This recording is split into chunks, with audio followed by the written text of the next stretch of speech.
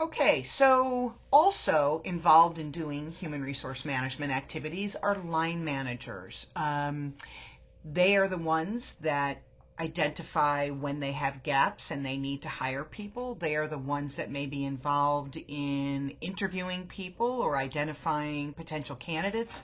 They may be going out and going to college fairs and recruitment fairs and interacting with folks. They're the ones that manage them on a day-to-day basis to be able to figure out why they're not performing the way they need to and providing the systems and rewards in place. Managers do a lot more intimate, hands-on HR type of activities. While HR as a profession manages the policies, it is the line managers that implement that. And it is our job in HR to make sure our line managers are trained accordingly.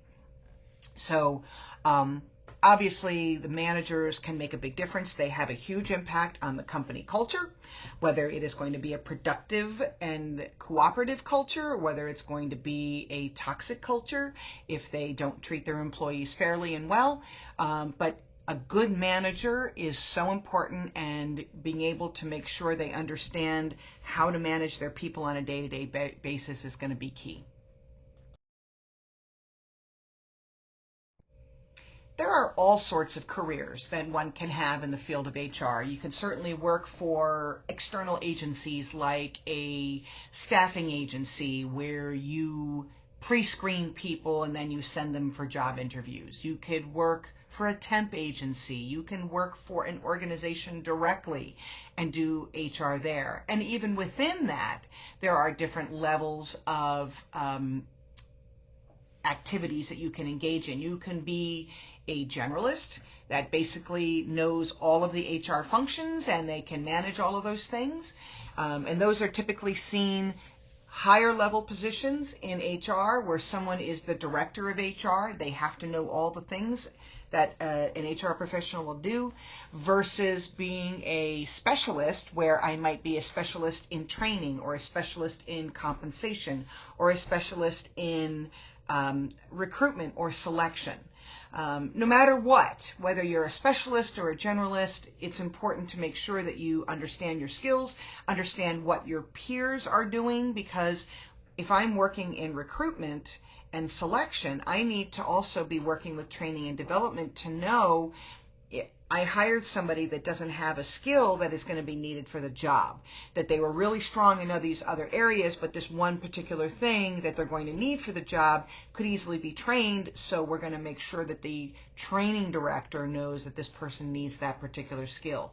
So it's, all over the place. Now, degrees, what do you need for degrees? Often in HR individual who is just coming in doesn't need a really big degree. They can be somebody who has like a high school degree or even a college degree. They don't have to have any specialization. The more specialized you are, the higher the degree you're going to need, of course. That means that you're going to need to have education and certifications like what's available, and we'll get into those in a few minutes. But they're available through SHRM and available through HRCI. And those certifications are a way of signaling to the field, obviously, that you have the skill set. But so does a degree in a particular area. Now, there are some master's programs in human resource management. There are MBA programs where you can get an MBA that specializes in HR. So it is important to know that. I know that for sure our HR program here at SIUE is very competitive, and in fact many of our students have the same skill set as a student who got a master's degree, say, from Webster University. So it's also important to know what the programs offer and what the skill set is that people will have when they leave. And I am really happy and proud to know that many of our students who just thought they might need a master's in HR actually said, I didn't need it at all. I learned more in my undergraduate program than I did in my MBA program, in my master's program in the HR type of things. So this is all good to know. But Obviously, specialists and generalists all have different roles to play, and it often is helpful to start as a specialist, to learn a thing really well, then learn another thing really well, and then ultimately work your way up to be a generalist. It's hard to be a generalist if you haven't had some hands-on skills in some areas in really in-depth.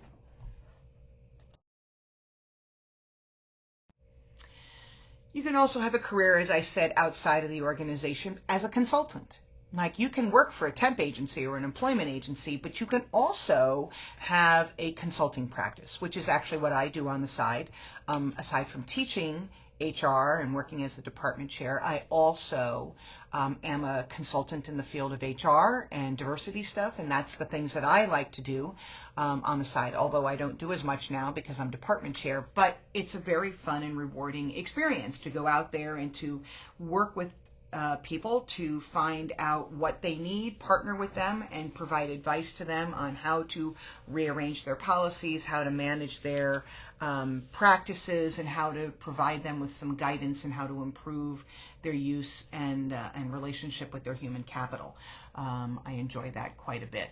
Our goal, of course, is making sure that when we go into an organization, that what we're recommending is in alignment with their business objectives. We can't be going in and recommending things that are not in alignment with what they need based on their business objectives. And we'll talk a little bit more about that when we get into our discussion on HR strategy. But that linkage between a business's objectives and what we want our people, what they want them to do, those things have to be in alignment.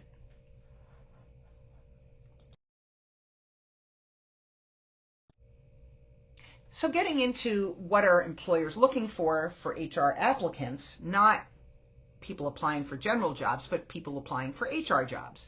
Obviously, the lower the level of the position, the less degrees they need, as we were discussing. An HR assistant basically needs a high school diploma, and they basically are the administrators. They handle the paperwork and the reports and those kinds of things. But when you move higher up to an HR manager or a specialist or a director, then you want at least a college degree, if not a master's degree in those areas. Society for Human Resource Management is the professional organization for human resource professionals. We have a chapter here at SIUE, and you should get involved if you can. But we also have local chapters that are really important. And those local chapters are professionals in the area that are great for mentors for our students, and also you can build good relationships with them. So this makes sure everybody's on the cutting edge in terms of topics and issues and concerns, and provides educational opportunities for folks on new areas of interest in the field of HR.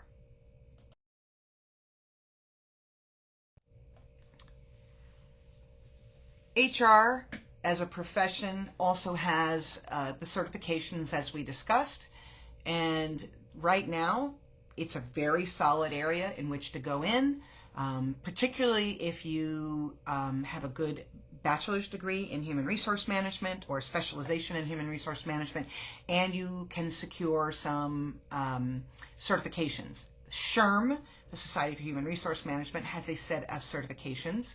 The SHRM professional, CP, there's a senior professional, et cetera, and then HRCI, Human Resource Certification Institute, which is where I have my certification. I have an SPHR, which is a senior professional in HR, but we also have global professional and associate professional and regular professional. So there's all different levels of certification, and it's all varied based on the level in which you are employed and the extent to which you have years of experience.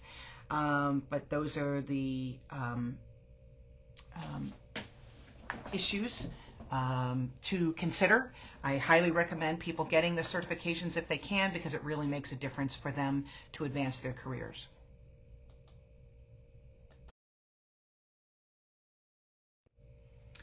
So there are competencies that we expect people to be engaged in. SHRM has a competency model. There's a whole bunch of different ones out there. I've broken our competencies down differently. I believe, from the SHRM model, but it gets at the same sort of things. We will be focusing on strategic thinking. Then we'll be talking about employee relations, things like how do we retain people, how do we set up our policies and procedures, how do we motivate employees, how do we lay people off, how do we work with diverse others. Then we have technology and data, where we get into things like HR metrics and analytics and HR dashboards and HR planning activities. Then we talk about legal compliance, and then talent acquisition. How do we do job analysis? How do we recruit and select the right people for the jobs? Then we'll do a training, talent development, which includes training and development and international HR kinds of things. And our talent and development area is, if we think about it this way, we develop our talent through a good onboarding system. We develop their talent through a training program or career development or employee development programs. And then how we develop our employees is going to differ whether we are in an international context or we are in a unionized context. And so I've added those two sections in that competency for talent development, because it differs in an international and in a labor context than we would in a sort of a domestic unionized workplace. And so we'll address those differences in those lectures. And then lastly, it's performance management. How do we manage people's performance through compensation, through performance appraisals, and workplace safety related issues? And so those are the 7 competencies that I set up for this class. And obviously things go into even more depth. For example, we have behavioral competencies as well as knowledge competencies. And the behavioral competencies get at things like, what kind of interpersonal skills do we need in terms of building relationships with others and good communication, and then global and cultural effectiveness, which we talked about already because of the global context within which we are doing a lot of our work. Then business competencies. You need to know the language of business. You need to know the language of accounting. You need to know the language of finance and spreadsheets. And you need to know how to use Excel, and you need to know how to use statistical packages. You have to have business acumen to be a successful HR professional. In years past, our HR professionals came out of the field of psychology, and while psychology is wonderful and it has a great contribution to many of the things that we do in the field of HR, the challenge that we have is that psychology is grounded in only the human behavior things and really less so regarding the business language and the business acumen that people need to be able to do that. We need to be able to critically evaluate things. We also need to be able to do consultation with our employees when they need support. And then leadership development, leadership competencies in and of themselves. Are we displaying leadership? Are we training people how to be good leaders?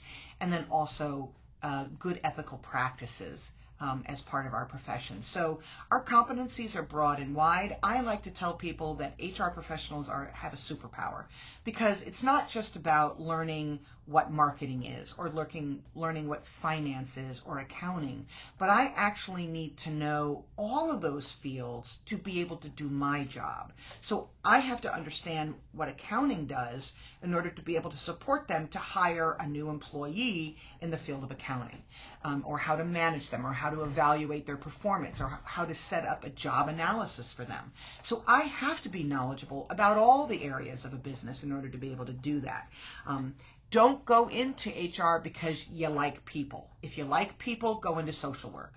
If you want to set up good systems, if you want to be able to make sure that our organizations are providing the support and the structure for a good, healthy culture, workplace culture, where people can be successful in their jobs, then HR is the field for you.